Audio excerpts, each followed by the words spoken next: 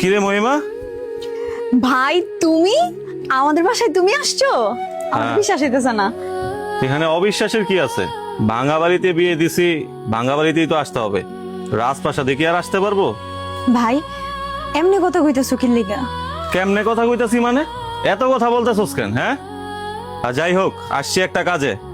আমার বিয়ে ঠিক হইছে, বিয়ে করতেছি। বাপ মা বলছে দাওয়াত দিতে, তাই আসছি। আর তুই আমার একমাত্র ছোট বোন, দাওয়াত না দিয়ে তো পারি না। সামাজিকতা আছে, আশেপাশের পরিবেশের মানুষ কি বলবো? বলবো যে বোন আসে নাই, এই কারণে বোনটা দাওয়াত দিতে আইছি। আর একটা কথা, বিয়ের মধ্যে তুই যাবি, তোর জামাই যেন না যায়। আমারে যাইতে কইতাছো অথচ আমার জামাইরে না করতাছো, কথাটা কেমনে জানি কইলা? কেমনে কইতাছি মানে? কথাগুলা কি তোরে বাইঙ্গা কইতে হইব? ঠিক আছে, তারে বাইঙ্গাই বলতাছি। তোর জামাই একটা রিক্সাওয়ালা। এলাকার এমন কোন মানুষ আছে তোর জামাই রে চিনে না?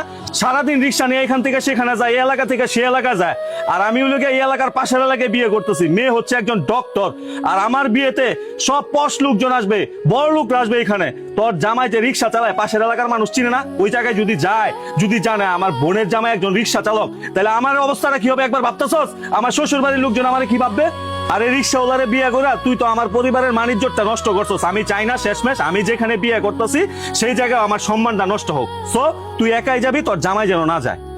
আমার জামাই রিক্সা চালায়, এই এলাকা থেকে ওই এলাকায় যায়। এলাকার সব মানুষ আমার জামাইরে রিক্সাওয়ালা হিসেবেই চিনে, কিন্তু আমার জামাইরে চুর হিসেবে চিনে না, ডাহাইত হিসেবে চিনে না। আমার জামাই আমারে দিন আই না দিন খাওয়ায়, কষ্ট করে আমারে চালায়। এলাকার সব মানুষ জানে আমার জামাই কেমন, ভালো না খারাপ। তুমি আমার এতগুলা কথা বলছো, আমি মুখ বন্ধ করে সবকিছু সহ্য করছি, শুধুমাত্র তুমি আমার ভাই দেখা। অন্য মানুষের সাহস হইতো না এতগুলা কথা কয়। আর তুমি কিভাবে ভাবছো যে আমি তোমার বিয়েতে যাবো, তাও আমার জামাইরে সারা? তুই দেখতেছি আমার মুখে মুখে কথা বলতেছস। ওরে বাবা, আমি তো ভাবতেও পারি নাই আমার বোন তো বড় হয়ে গেছে।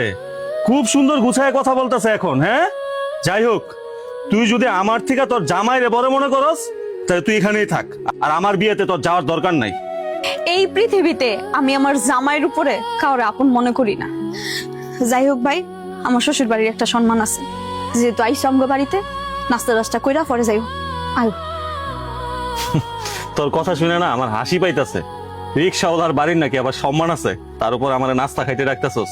নাস্তার মধ্যে কি খাওয়াবি? এক কাপ চা, শুকনা রুটি, টোস্ট বিস্কুট। আর শোন, আজকে থেকে মনে করবি তোর কোনো বড় ভাই ছিল না, তোর বড় ভাই মারা গেছে। ভাবি, তুমি আমার বাপের বাড়ি আমার ভাইয়ের এত ভালোবাসো, আমি তোমার সাথে সবসময় খারাপ ব্যবহার করি, তুমি আমার মাফ করে দাও। শুনবই, একটা মেয়ে তার মা বাপ ভাই বোন পরিবারের সবাই রে ছাইরায় স্বামীর বাড়ি আপন করে।